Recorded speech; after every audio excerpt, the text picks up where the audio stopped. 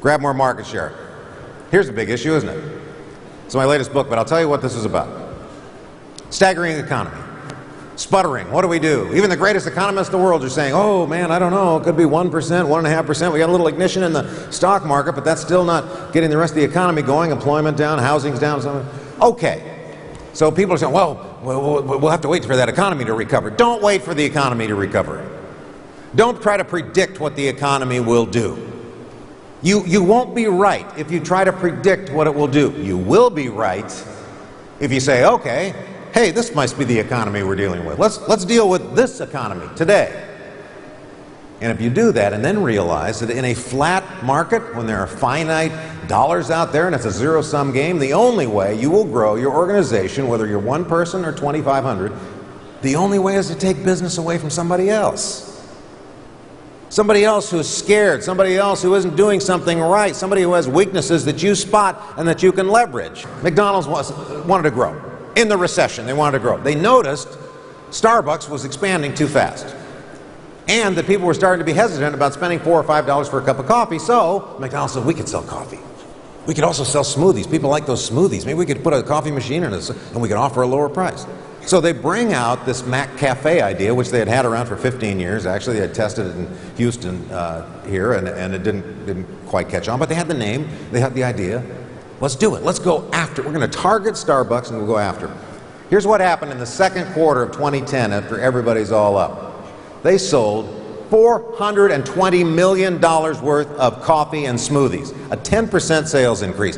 What's interesting about that is that was $420 million new dollars to them, and it wasn't out of the economy. They took it away from Starbucks. What happened to Starbucks? Starbucks had to close 273 locations. They were strategic, and they targeted them, and they went after them. And the same thing happened with Best Buy. You know, in the home electronics industry here in the States, Best Buy, it was Circuit City, it was Sam Goody, it was all these places.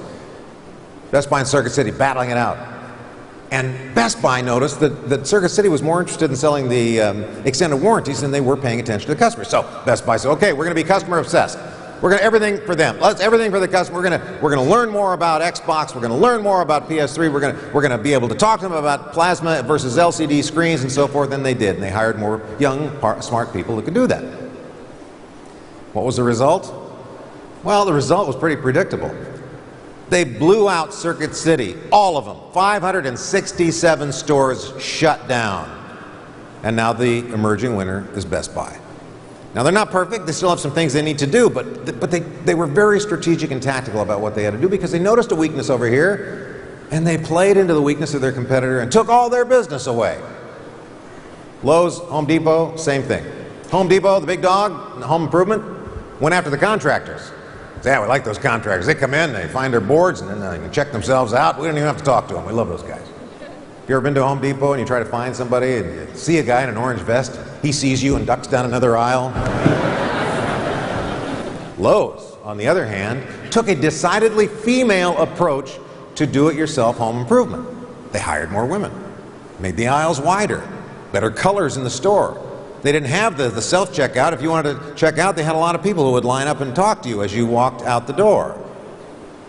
What was the result? They closed 48 of those big box Home Depots. Became very popular. They paid attention to women. They leveraged the weakness of Home Depot, and they understood what it took to grow. And look at their marketing. It's just brilliant. Look at you like to wear a smile, then come wear a red vest. What they have to say here is it's a great culture of, underline this word, humanity.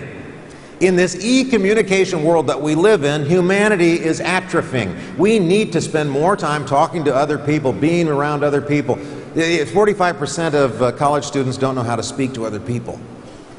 They can text, happy to text, but not a conversation. And look at the picture, my God. Look at the 3 young, attractive women, 2 old guys. Who doesn't want to work there? Here's how you spy on your competitors. Anybody can do this because all the conversations are public now. You should spot your competitor that you want to get business from, join their Facebook page, join their Twitter feed, see what they're talking about, see what their customers are saying about them. If they have an RSS feed, get on that. If they have press releases, you can get those for free. You can go to Google Alerts, type in their name, and you'll see what people on the web are saying about these people, specifically customers who have complaints, and you'll see a pattern and a trend develop of why they are ripe for taking business away. You can also do the same thing with your name, your personal name. Go to addictomatic.com, type in your name, and you'll see what people are saying about you on the blogosphere.